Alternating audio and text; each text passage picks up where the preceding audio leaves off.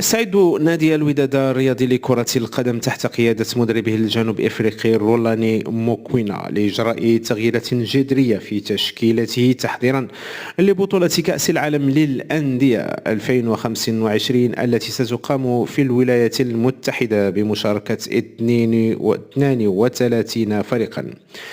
ووفقا لمسؤول داخل النادي فإن المدرب موكوينا طلب من رئيس النادي هشام أيتمنى تعزيز صفوف الفريق بلاعبين ذو خبرة لمواجهة أندية قوية مثل مانشستر سيتي ويوفنتوس، كما تضغط جماهير النادي لاستقطاب محترفين قادرين على تحقيق مشاركة مشرفة.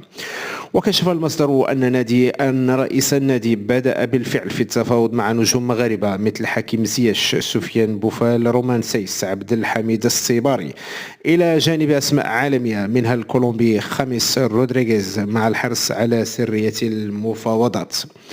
وفي إطار الاستعدادات يسعى النادي إلى التعاقد مع شركة تسويق رياضي لتعزيز موارده المالية. يذكر أن قرعة البطولة أوقعت الوداد في المجموعة السابعة مع مانشستر سيتي، يوفنتوس والعين الإماراتي.